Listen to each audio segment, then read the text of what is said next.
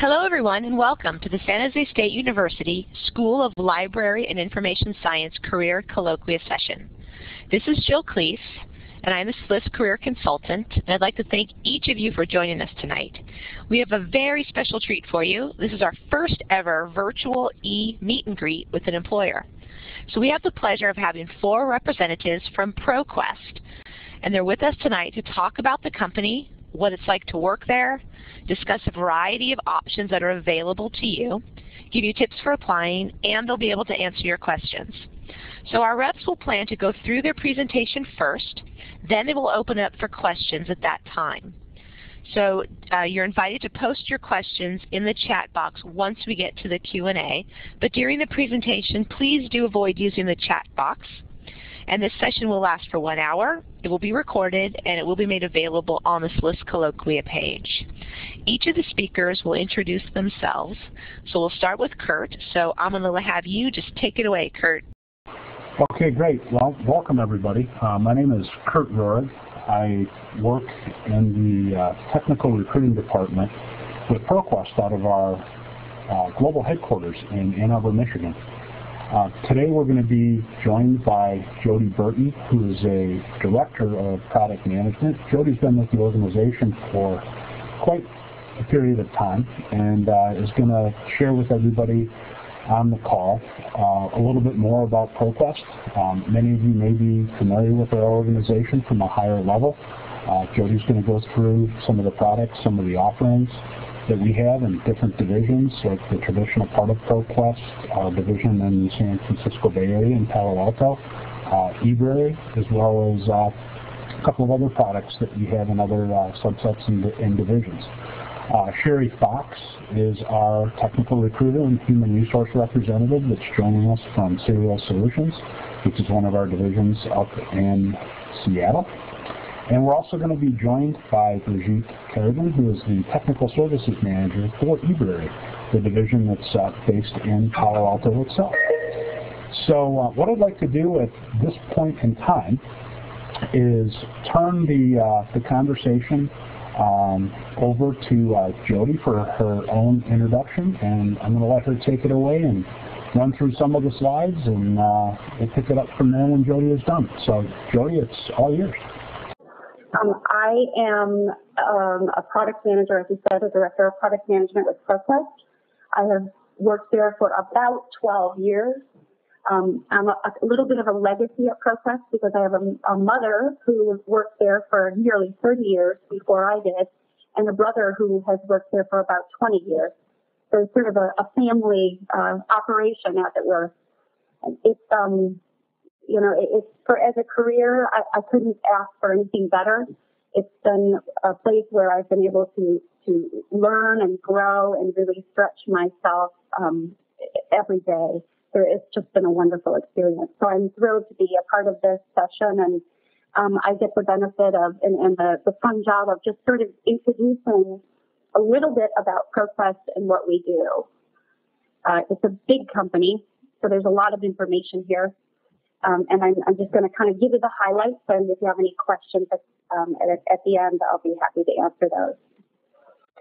So I think just a super basic start here, Proquest, our vision and our mission, which really are obviously core to what it is that we do. And Proquest is a brand itself and a company itself, but it also encompasses a number of business units that we'll cover. So in general, and to put it pretty succinctly, our vision is to be central to research around the world. And that vision really does resonate across all of the business units. And the mission we have is to create indispensable research solutions connecting people and information. And really put plainly, we believe the fastest way to increase the world's knowledge is by connecting it to those who are seeking it. We have a pretty rich history, starting with sort of the seed of what is now the Proquest company today, which was called University Microfilms back in 1938, founded by Eugene Power. It's a pretty interesting story, actually. His initial endeavor was to go around filming these literary and historical classic pieces of books that he was doing really to protect them during World War II so that this information wouldn't be forever lost to the world. And that collection that he started way back in 1938 today is more than about 125,000 of those books and works have been digitized and are provided online in a database called Early English Books Online. And that particular collection contains images of works by authors such as Boyle, Newton, and Galileo. It's a really rich historical foundation that we have to build on. And so that history of being a curator and disseminator of information is something that's very core to what we are, but it's also a history of collaborating with the people who are seeking the information and finding the most useful ways to allow access to it, developing technology for the most effective delivery of that content. Another sort of fun example from our founder, Eugene Power, is in fact, in the day, he created a device to project pages of books onto ceilings that he used in hospital wards so that wounded GIs could read right from their hospital beds. So he was really forward thinking. In some ways, you could almost see that as a predecessor to today's Kindles of the world. So what we're doing now is really pushing forward to serve new types of researchers with new partnerships and innovative technologies, building on that really strong foundation.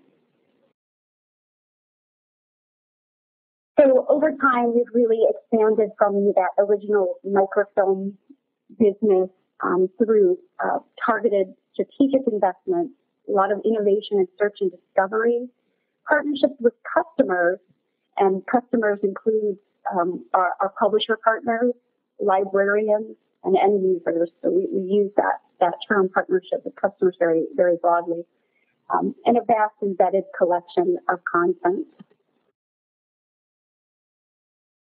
More recent growth has really been through acquisition of businesses such as Zero Solutions, Breathwork, Community of Scholars, Dialogue, Bowker, and the one I think close to you, the most recent Proquest acquisition, which is ebrary. And I think, as I stated, these different business units really all share very much the same vision, which is to be central to research around the world. They all fit very nicely within the brand, and it's a really amazing, complete research solution when all is said and done.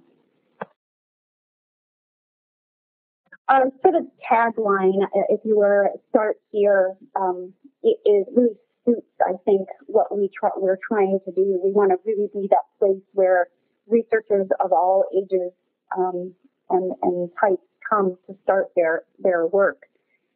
Today, we'll be marry content with technologies. We're gearing and aiming to meet the needs of users across a variety of market segments. So our ultimate goal is really to provide users in a variety of communities with the information in whatever format, whatever place, and at any time they want it. Could be in a dorm room, a coffee shop, a hospital, wherever the end user is where we seek to provide them with the solutions to their research needs. We're sort of naming here as these main constituencies are the teaching and learning community, the research community, and the professional community. And I'll elaborate a little bit on each of those. In terms of the products we offer, the teaching and learning community, we're really talking about early through secondary education, two-year colleges, and continuing ed.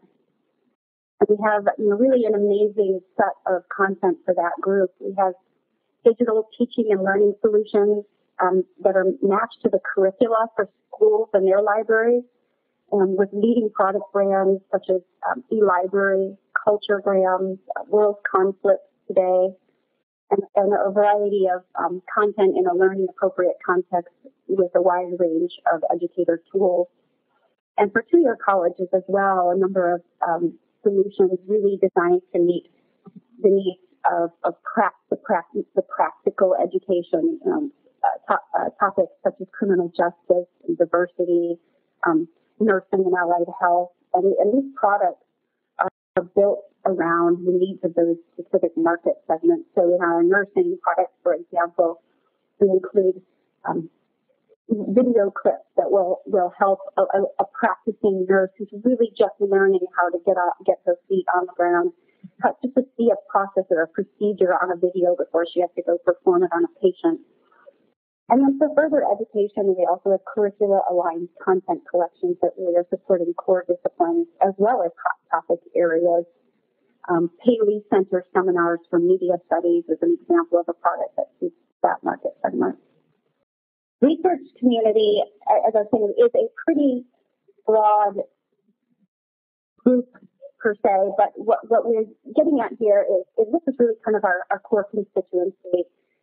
We have award-winning content and indexing for the advanced researcher, and we're covering the arts, science and technology, humanities and social sciences, dissertation publishing.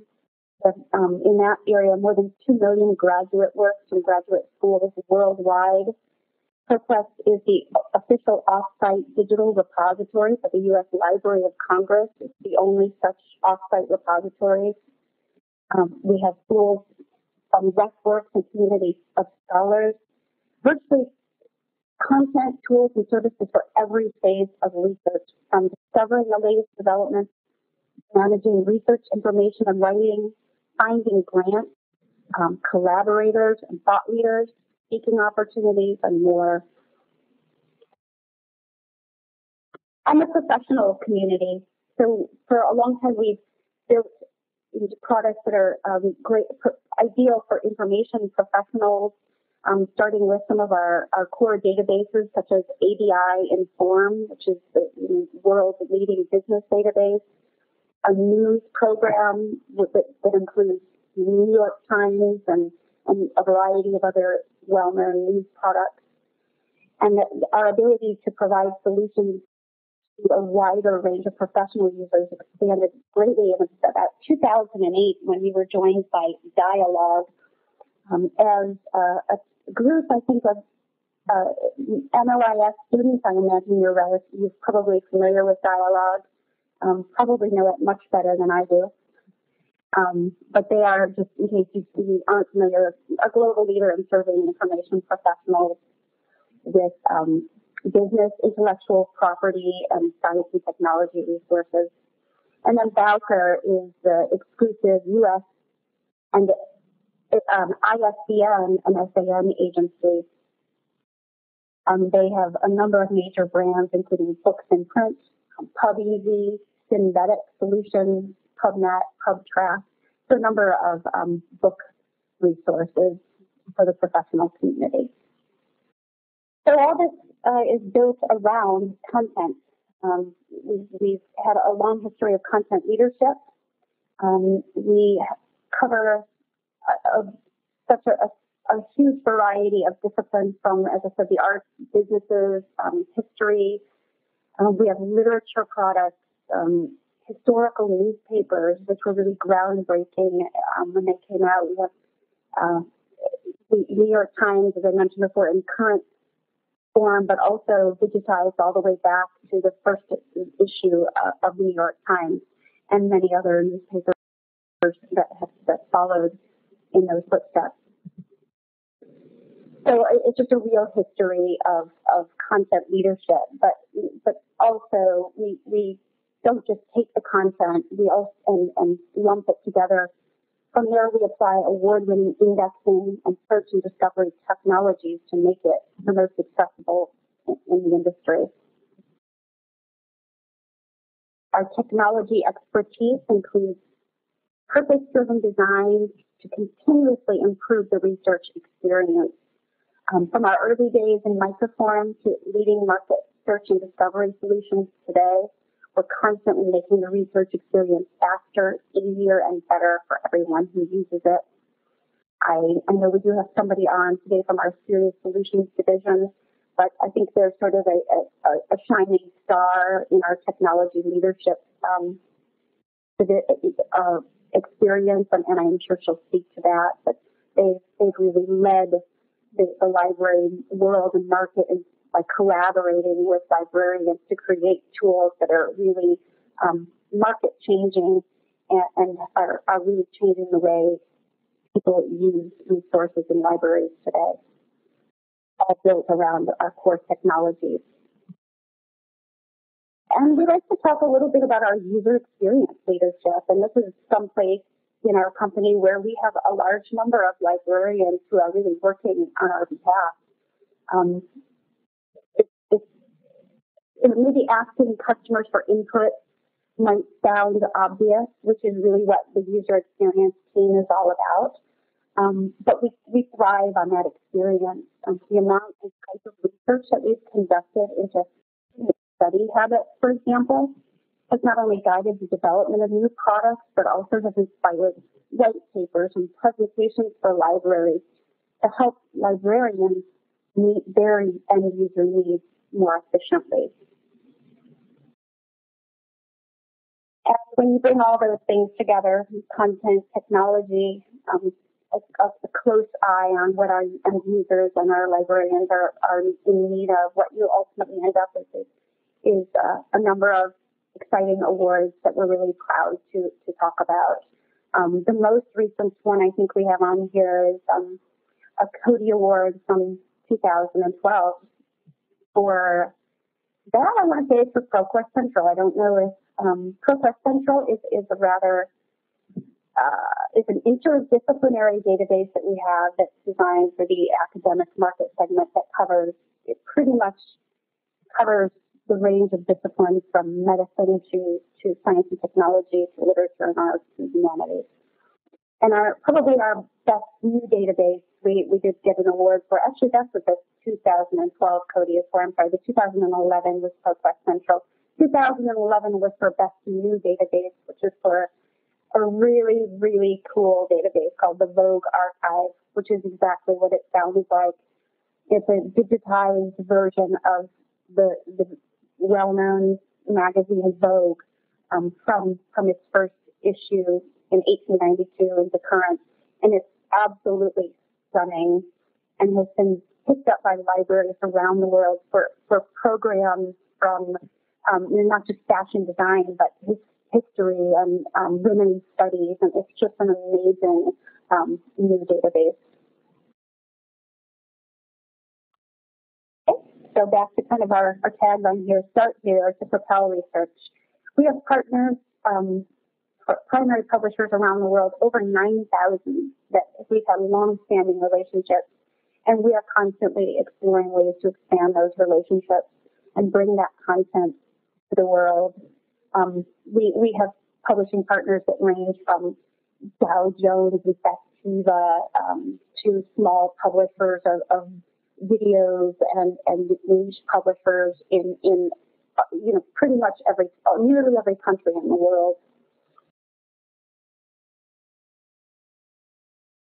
I think this is a little bit more about how important it is for us to collaborate, not just by watching end users, but we have advisory boards of librarians, information professionals, we have student research initiatives. It's absolutely essential to us and to the company's survival and to move forward in a way that makes sense to the market, to stay inspired by all of the people that we collaborate with on a daily basis. And so that's really one of our guiding principles as well. And this, I think, will segue very nicely into the next section. Our people, the people that we work with, our colleagues, we are just so fortunate to have just a highly educated, amazing group of people. We have, I think, I don't know the count now, but maybe somebody on the call will, over hundreds, I think, at least in the hundreds plus librarians who work on staff with us, people that are just well respected in their fields, a variety of backgrounds. And I think we're really fortunate to have an amazing group of people. And yes, I think at this point, that's the end of my slide set. So I'm going to pass it on over. Hey, Jody, thanks so much. That was a really great overview. I guess I'd like to chat just for a couple of seconds. Everything that Jody had shared with us leads up to one of the reasons that we're here on this call. Proquest is hiring. The audience that we really want to target is an audience that has a background in library information science. And this particular graph will show everybody out there in the audience where we're hiring. If you look at the top, and this is 2011 in comparison to 2012, 11% of our hires were actual software engineers and Java developers, Java engineers, individuals that really don't need a library or library information systems background. But when you look at the rest of the positions that we're hiring for, whether they're content and editorial related, which makes up 58%, to the customer and the technical support, or the metadata and the librarian analytical types, or even production and production support positions, which Brigitte Carrabin is going to speak about here in a couple of moments. The preferred skill set is always somebody that has got a background in library information sciences, somebody that knows something about the vertical. Many of the customers that we're going to service are in the library space, whether it's in municipal or city or state or federal libraries, K through 12 libraries, K through K educational facilities. So that type of a background, understanding library content, how to find information, it's critical. The next question is, where are these jobs located? We've got a very sizable office, as I mentioned earlier on, in Palo Alto. That division that's based there is ebrary, and that's what Brigitte's going to talk about in a moment. But we also have Bowker, which is primarily headquartered on the East Coast. Serial Solutions, which Sherry Fox is going to talk about here in a little bit, is up in Seattle. There's RepWorks, which is down in San Diego. And GIS, which is primarily located out on the East Coast. So our company is headquartered in Ann Arbor, Michigan. We have sales offices all over the world. So we're global in scale, global in scope, and we've got a lot of opportunities. With that, I'm going to advance this slide, and Brigitte, I'm going to let you take over and talk a little bit about ebrary. It's all yours. My name is Brigitte Carrabin, and I'm running the technical services group within ebrary. So let's talk a little bit about ebrary. Jody did a great presentation about overall Proquest. At ebrary, which is a division of Proquest, we're focusing on ebook. So the full content of a book being available online, whether directly, obviously, through your computer, but today with all the tablets and mobile devices that you can think of, we're also making downloads possible on those devices. So as you can see here on the slide, ebrary is actually pretty, already has definitely over 10 years of existence.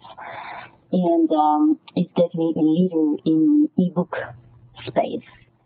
And we're working, our customers range anywhere from academic, corporate, again, K-12 type of schools, government agencies. We're offering different content tailored to these different markets. So that's in a nutshell what ebrary offers, and it is still a small team, which makes it very exciting because you get to see a lot of things and get to touch on a lot of things. We are located in Palo Alto, as Kurt mentioned, right in the Silicon Valley, and so I think you can all guess what the environment is. And we definitely have lots of great work environment, and as is mentioned here on the slide, is provide a lot of flexibility in scheduling, and again, located right in the Silicon Valley. And the types of position that really we are looking for, again, as Kurt mentioned, range from product and technical support. So what that means is that we are targeting, obviously, our users of eBrary books are the patrons, but also obviously the librarians who are managing the records and the cataloging and doing all these types of operations so that the books are actually available to the patrons. And so there are always things that could go wrong, and they interface with existing systems within the libraries, particularly the cataloging systems, can sometimes cause some questions. So the ideal skill set for us in these positions, whether it's technical support, product support, or pre-sales, is really a profile of someone who has definitely knows about library functions. So the audience that we're talking to today for us is the ideal, and then you add some technical software skills on top of that, and that will really make great candidates for the type of work that we're doing. And again, I mentioned that we are a small team, which gives you a lot of flexibility into approaching different roles, lots of transfer from one position to another, lots of growth possible. And eBrary is actually on a fairly impressive growth trajectory, particularly with the explosion of the ebook market. So with that, I'm going to turn over, I believe, to Serial Solutions. This is Sherry Fox with Serial Solutions. So we are located here in Seattle. We're specifically located in the quirky neighborhood of Fremont, which some of you may or may not know about, but home to some companies you guys are probably familiar with, such as Google and Adobe. What we do here is we provide software as a service for not only librarians to use, but also patrons. Right now, we have a lot of positions open in our development teams. Though we do have opportunities open up in other areas. We recently filled several metadata librarian positions, some sales engineers, project managers, business analysts. What is great about our office is it's a great environment. It's very flexible, easygoing, as most software companies are. As you can see here, I've kind of put a couple graphics up here. Definitely dog friendly. So if you're one of those people who enjoys bringing the dog to work, like I do sometimes, it's absolutely welcome. And it's kind of funny. You'll be like working along and all of a sudden you'll hear a dog down the hall. So pretty cool. Some other things that we do, we have a fully subsidized Orca pass. With those of you in this area would know, but for those outside of the area, so that is a bus pass as well as a ferry pass. We do have a green team, which is nice in that they're really focused on the environment. So not only do we recycle, but we also compost in our office. We've got a bike to work benefit where if you bike to work so many days out of the month, then we'll put $240 towards any kind of bike repairs or needs that you have. With May being a bike to work month, and Friday specifically being a bike to work day, our office is actually offering breakfast for anybody who bikes into work on Friday. Some other great things, as well as Proquest, we have the Vitality Wellness Program, which is you get a discount on your health benefits. We've got corporate discounts with AT&T, Verizon, Microsoft, Liberty Mutual to get home and auto insurance. We do offer yoga during lunch, pretty focused on people working around core hours. So if you have things that you want to do, you need to, go coach baseball or something like that, there's definitely that flexibility to do that.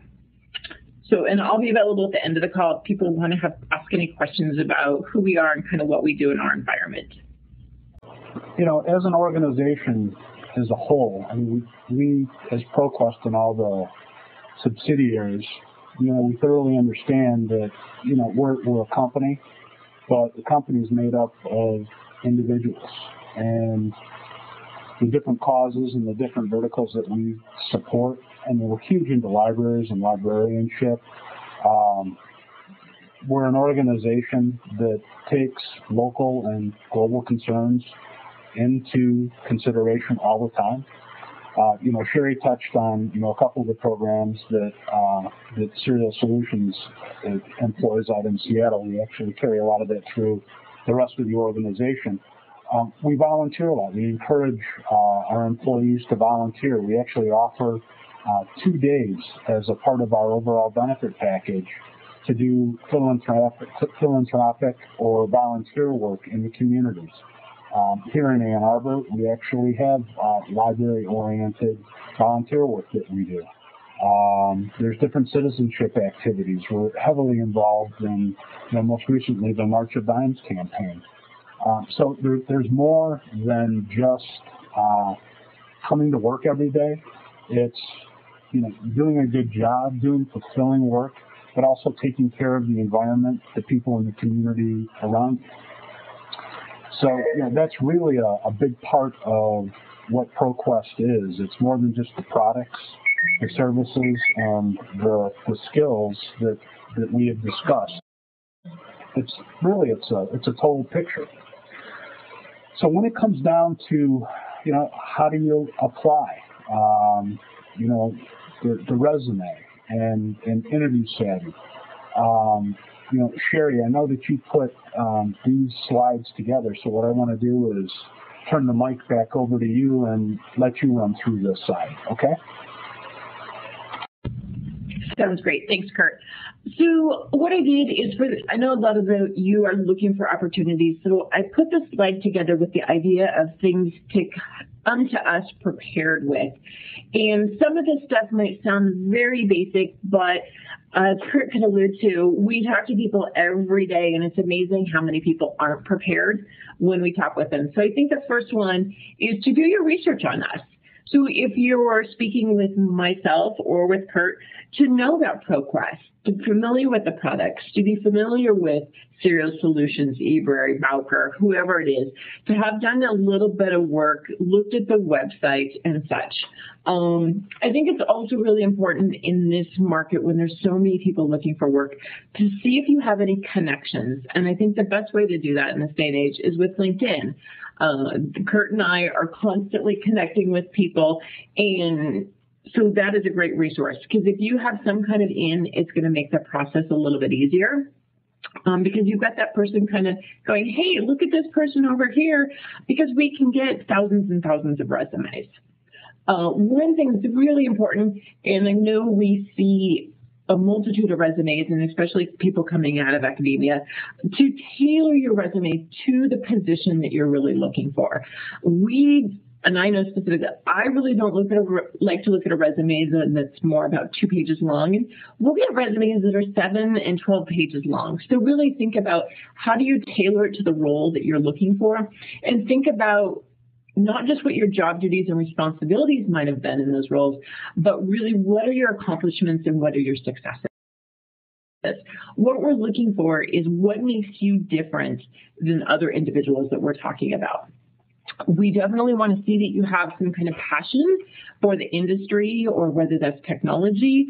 So if there's something that you're doing in your spare time, a project or something that you're working on, we love to see that kind of thing, because we want to see that you have a work-life balance, which is really important to us, because we don't expect people to work 60 hours a week.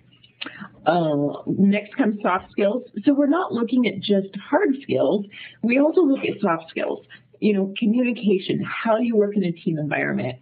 Do you have some kind of leadership skills? So that's important to us as well. So be ready and able to convey that information. Looking for job stability on a resume. So looking for somebody who's been with company for, 2 years, maybe 1 year at a minimum. Not looking for that person who's bounced around and is really not sure what they want to do. We are looking for people for a career. This is not just to take a job and get a paycheck. We also look for career progression, so we're looking to see how you've moved up through your career, the different roles that you've been in, the different companies that you've worked at, how big are those companies, how small are those companies, and such. It's really important to have accurate contact information. I actually looked at a resume yesterday that didn't have a phone number on it, and I know it sounds funny, but it's true. Also important in this day and age is to include your LinkedIn link, so that I can click on that and automatically go to your LinkedIn profile to look to see a little bit more about who you are. and really important to be prepared when you do get on the phone or when you are in the actual on-site interview to be ready to answer those behavioral interview questions. For example, tell me about a time, show me or something where you might have demonstrated something. It's going to be a lot of those kinds of questions. It used to be, strengths, weaknesses. That's really not what it's about anymore. It's about accomplishments and successes. And then in the end, be prepared for some smart questions to ask us that shows that you've done your work and your homework. So please, that's all I've got. If you guys have any questions or want to chat about that further, I'm definitely open to talking about it.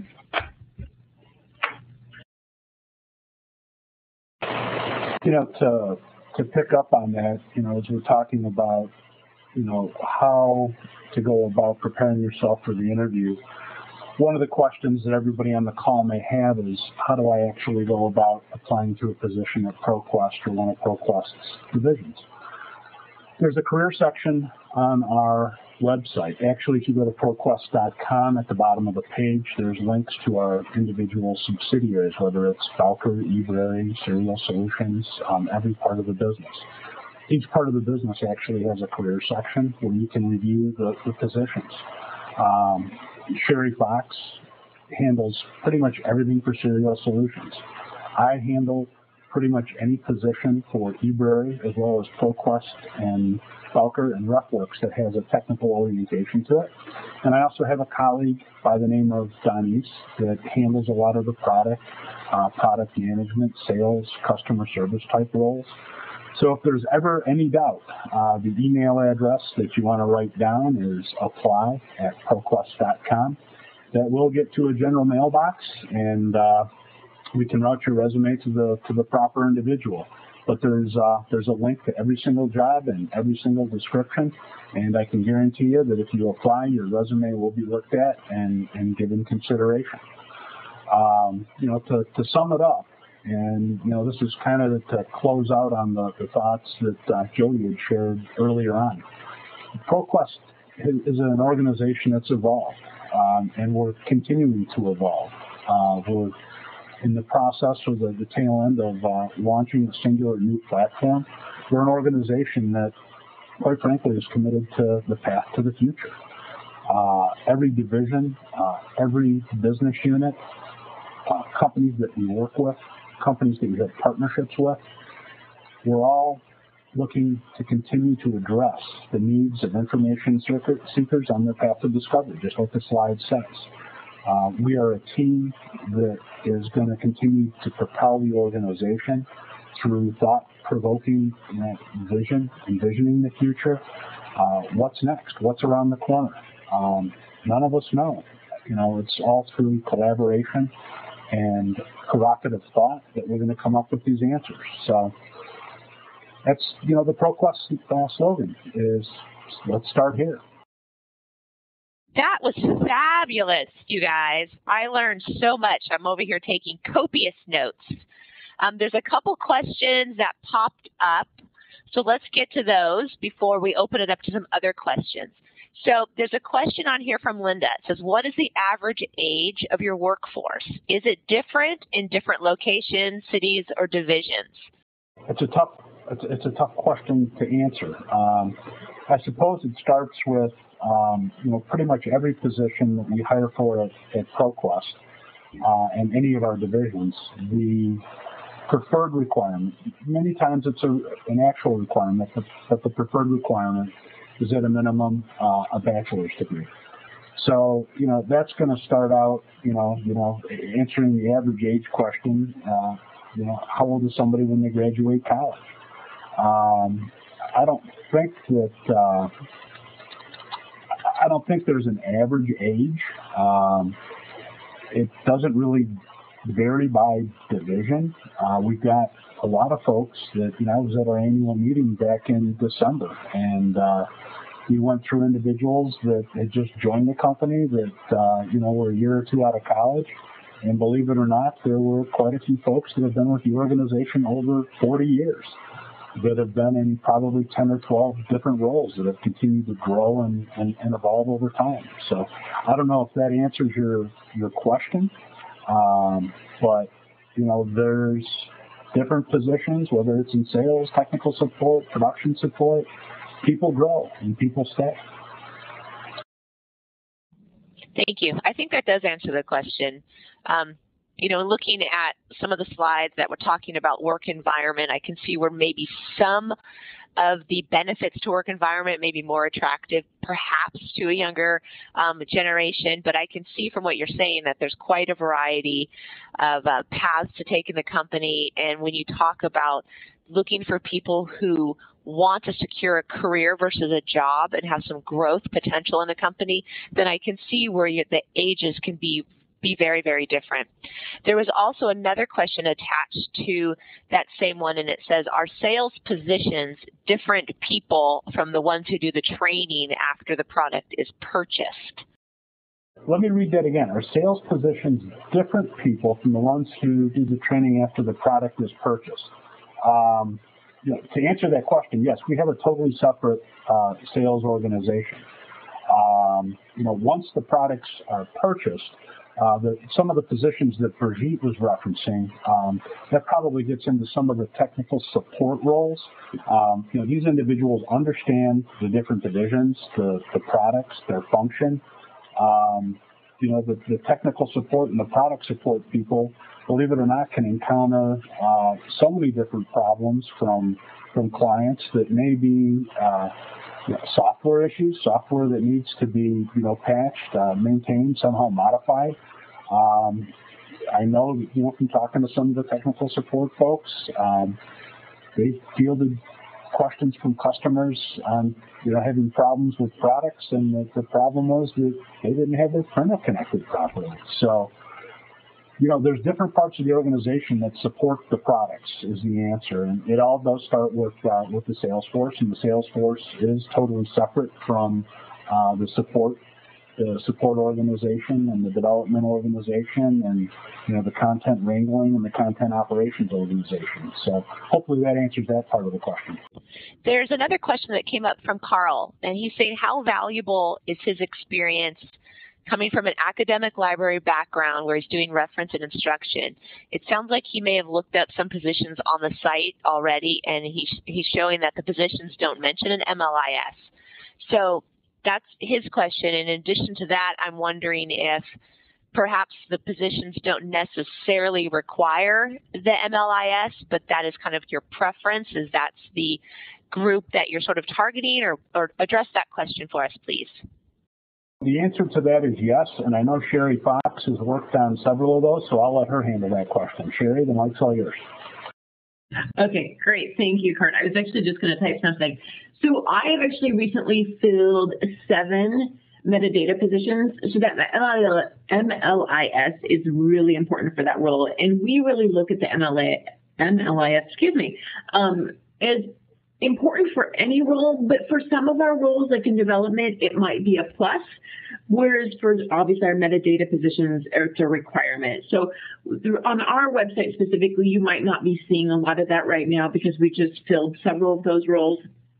We do have 18 metadata librarians in our office. So those positions do come up from time to time. So if that's something that you're interested in, do please keep an eye on our website. We do have other positions as well in regards to implementation and training, sales engineer, where we do look at that, but a lot of times it's put on as a plus or a bonus, as we say. So hopefully that answers your question. And here in Ann Arbor, we have over 50 people on the team that are a combination of content analysts and metadata analysts. The library information science degree may not be a requirement, even if you don't see it on the job description. Just know if you have it, we are an organization that services the library community, the K through 12, the university community. All of those communities have libraries, so it's at the minimum always going to provide a definite edge to anybody that's applying to a position. I do have a question that goes off of Carl's initial question. If he were to apply for a position and I don't know exactly which one, but a position within the company. He's coming from an academic library background. And I know he's going to have to tailor his resume and identify what his transferable skills are, but would you look at someone coming from an academic library setting with reference and instruction background as a valuable asset into your organization? Absolutely. Simply put, yes. There's another question here from Daryl. To what extent will a no-complete contract, and I am not sure what that means, a no-complete contract impact my chances of being considered for a content editorial position? So maybe, Daryl, you had a contract and a contract position and you didn't finish it, perhaps, is what that means? This is Sherry. I can speak to that. I believe what he or she is getting at is a non-compete. Which a lot of times if you leave one company, then you might be limited in regards to going to one of their direct competitors and working. Yes, unfortunately, that can be an issue. We do look at those, and it is up to you and your lawyer to kind of find out if that is going to be an issue. There are certain companies out there that we cannot reach out to and talk to their employees about, because we actually have corporate agreements that say that from us here at Serial Solutions or Proquest, we will not reach out and touch those employees. If they contact us, that's fine, and we can engage with them, but we can't reach out to them. But yeah, a non-compete can be an issue. But it's definitely, something that we can talk about.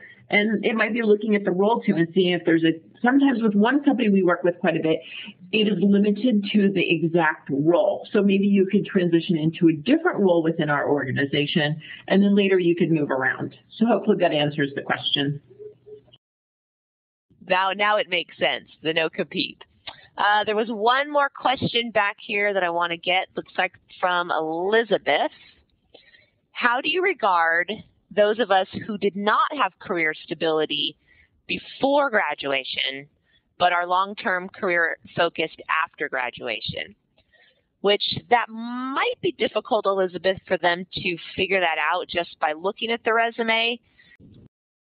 The only way to answer that question is let me see your resume. It depends what type of work you've been doing. I mean, was that work that you work 6 months here and 6 months there, and you were saving money to put yourself through college? Something that we would probably need to talk about and need to understand. Quite frankly, my concern is going to be, did you complete your degree? What are your longer term career goals? What type of a role do you see yourself entering the organization in? Do we have positions that fit you? 5 years down the road, where do you see yourself? Share some of your dreams. I mean, that's really what we're looking for, individuals that want to do more than just show up to work every day. I saw in the chat comments, Jody Burton, who started the presentation, made a great point. We were talking about MLIS degrees a few minutes ago. Many of the product management folks, and there's dozens and dozens of folks that work in product management. They have MLIS degrees. They didn't start out in product management. So just because you may have had 4 or 5 jobs either before or during college, I don't think that's going to be held against you. What do you want to do with your degree? How do you want to grow? And how do you want to fit into Proquest? Those are the real questions that I would have as a recruiter talking to you. Sherry, what are your thoughts? Kurt, I completely agree with you. The other thing that I do look for, if anybody who's going to school now, is are you doing some kind of work study with your internships? Are you doing more than one internship? How long is that internship? Were you able to extend that internship? So those are some additional things that I look for. And it's right. If you're getting your MLIS, you might have jumped around a little bit before, but was there some career progression? Were you just trying to figure out where you wanted to land, but you really know what you want to do now? Then we look at the whole piece. It's not like we go, okay, here's one thing that doesn't work, and so we're going to discount it, and we're not going to look any further. We look at the whole picture I have a question for you, Sherry. You had mentioned that it's important for people, if they have a LinkedIn account, to have that the LinkedIn address on their resume as you actually do go to LinkedIn and look at the profile. So I'm curious to know, from a recruiter standpoint, what do you look for when you're looking at that LinkedIn profile, and what are certain things that stand out for you? So I'm really curious about your answer. Sure. So what I'm looking for is to see if you have a summary in there, if you've entered your information, how complete your profile is. And I'll be the first to admit, my profile is not 100% complete, so it needs some work. But have you added your skills? One of the things I actually really look into is what groups are you part of? Because that's something to me that's important, because as a recruiter and I'm trying to find people, I'm actually in groups trying to connect with people. So I want to kind of see, what do you look like? So it's just seeing if your information's in there. One of the key things I also look for, if there's a picture, because really it shows me how detail oriented and have you gone through the steps, because most people do have a picture in there. So kind of just want to see the completeness, and I'm not saying that it has to be 100%, but that you kind of put some thought and some time into it. I think it's really important that individuals that are either graduating now or professionals that have been out there for quite some period of time understand where recruiting and job search has gone. I've been in the business or the industry of recruiting for 17 years now. And when I got into recruiting back in the mid-1990s, it was all about networking. The kind of networking that we did back then was, who do you know? You pick up a phone, you make phone calls, and you keep making those phone calls till you find the person or the job that you're interested in. Recruiting then evolved to Monster and Dice and Hot Jobs and Career Builder, and what's transpired really dramatically quickly over the past 2 years, really the last 12 months, is recruiting has gone back to networking. LinkedIn is social networking. We are, as recruiters, going to LinkedIn, looking, as Sherry mentioned, at groups, what people are part of those groups. The people that we're connected to, can you introduce me to so-and-so that's in this group? Recruiting has really gone back to networking. It's who do you know, but it's who do you know through the social network, not the old sneaker network that we used to call it many years ago. So it's, Sherry raises a good point. Pay a lot of attention to your LinkedIn and LinkedIn profiles. Pay attention to Facebook. If you're looking for a job, many recruiters look at people on Facebook. What type of an image are you portraying, and different aspects of your social media presence. It's the truth. It's going on and it's out there. So back to you, Jill. That was very helpful. Thanks, both of you, for answering that question. We have 2 minutes left on the session. I am wondering if you are all, the speakers, open to having the students, the participants who are on tonight, connect with you via LinkedIn. So that's one question. Are you open to that? If they send you a message to connect, is that a good thing? And secondly, are you, or some of you, one of you, open to doing any informational interviewing with any of the participants that are on tonight? And of course, because everyone's in different geographic locations, that can be done via the phone, via email, or someone can set up a collaborate session just like this and you can do it. So I have those two questions for you. One, LinkedIn connection and informational interviewing, or giving out some contact information. So I'll go with the mic. I, for one, am absolutely open to that. For anybody who is on the call, my email address is my first name, K-U-R-T, dot, my last name, Roehrig, R-O-E-H-R-I-G, at Proquest.com. Love to see a copy of your resume. Love to talk to you about career opportunities. Love to talk to you about what's coming down the road.